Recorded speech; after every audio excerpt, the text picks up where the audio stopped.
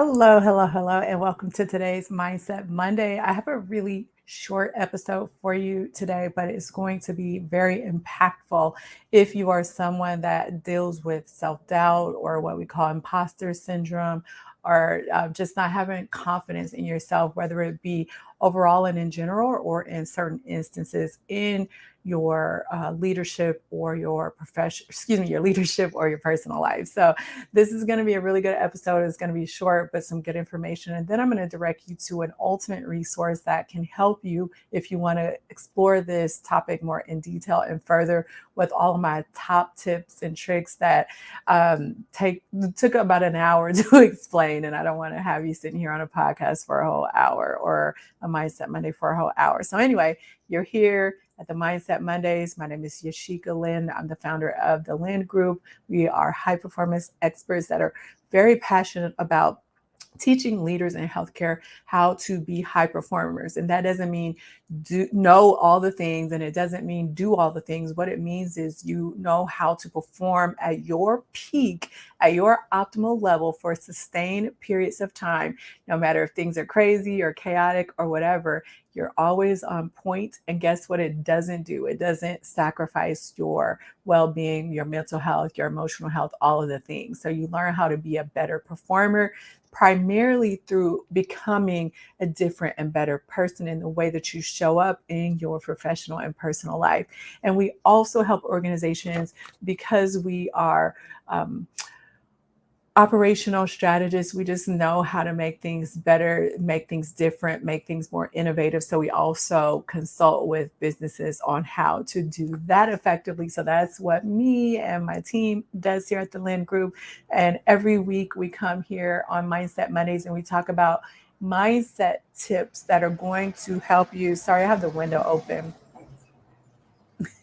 We talk about mindset tips that are going to help you adopt that internal psychology that I was talking about to show up on point all of the time. Now, after you listen to this Mindset Monday, if you want more, if you're like, okay, I'm getting my mindset on point, but nobody taught me how to be a better communicator with my team, how to deal with difficult personalities, how to be more resilient, stuff like that, then head over to the new Leading in Healthcare community, because over there, we talk about, usually on Fridays, some of those practical things, those tasks that you have to perform as a leader and how to perform those more optimally. So together with the Mindset Mondays, you have almost everything that you need to be a high performer, and it's up to you then to put it into action. So today we're going to be talking about going from self-doubt to success and how to build confidence. And one of the things that I wanted to bring up is that healthcare is highly stressful, or it can be highly stressful because of the changes and the technology and the people and the regulations and the what else do we have to deal with, the resources or the lack of resources. So in our particular line of work where we are giving and serving, it's not uncommon for you to feel like you're in situations where you feel like you don't have the competence level, or you feel like you don't know what you're doing, or you feel like you're thrust into a situation where you don't have the confidence and the self. um, you just don't feel like you belong where you are. You have no idea how many times, if it's something cool and you've been invited on an initiative or gotten a promotion, you're like, how the heck did I do this? I don't even know what I'm doing. Or, like I said, when you are having to deal with these different situations that we have to deal with, sometimes you just kind of feel like a fish out of water and like you're out of your own element. Largely and very popularly, this is called imposter syndrome. I use that term a lot, but if you go and dive into the resource that I'm going to tell you about at the end, then what you're going to see is that I don't like the name imposter syndrome, but I use it so that we can be aligned, so you know what I'm talking about, since it's such a popular term. This is something that most leaders struggle with. Actually, this is something that all leaders struggle with.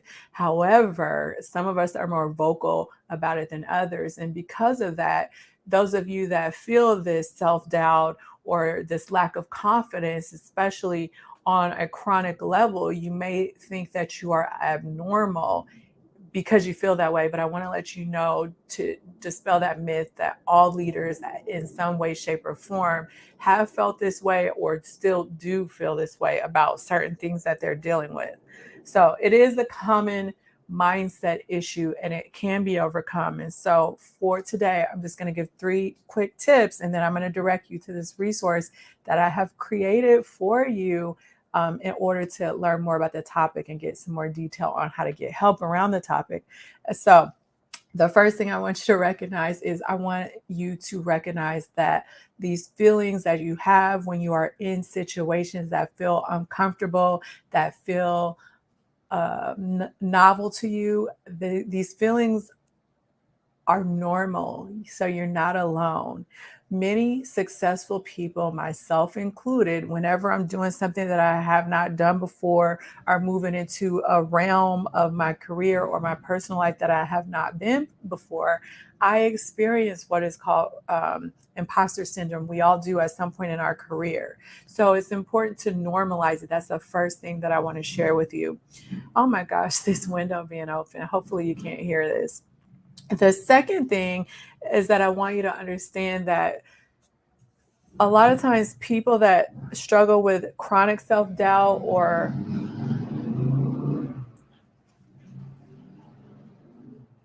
chronic issues with their self-confidence need to understand that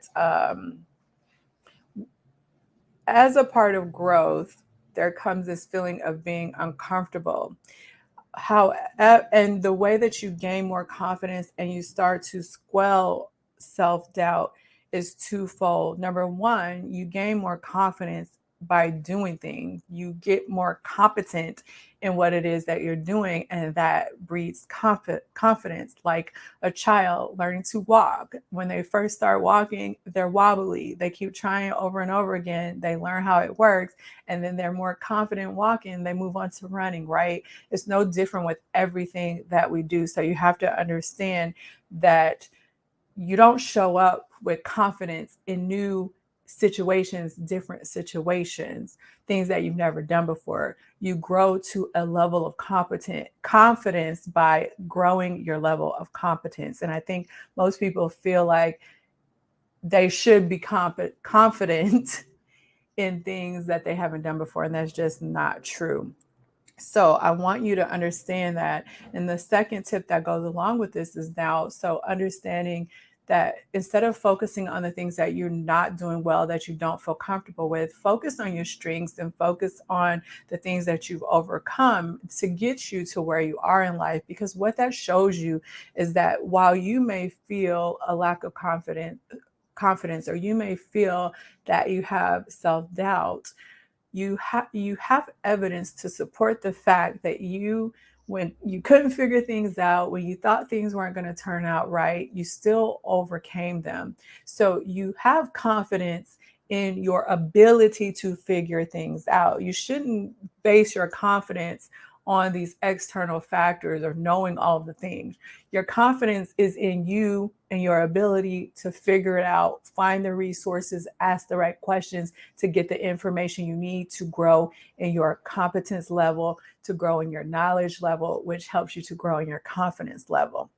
That is what self-confident people do. They just trust themselves and their ability to be resourceful and to get something done. Not that they know all the things and, I don't know, perform better than all the people. So that's my second tip for you. And then the third tip that I have for you is to recognize that also failure is a natural part of growth and development. And you need to learn how to embrace things not going the way that you anticipated them to go as a learning opportunity to improve your skills and knowledge. One of the things that me and my husband are doing, one of the things that I do with my clients is teach them to look at their lives more objectively instead of through our flawed lens of who it is that we think that we should be, because that usually is based on, if you haven't done work around these limiting beliefs and everything that will hold you back or have you looking at yourself as this ideal self that you should be when you're never going to reach that ideal self. So therefore you are working with a flawed model. However, if you learn to look at your life more objectively, then it's like a science experiment. It's like you try something, okay, it didn't work out, you got data.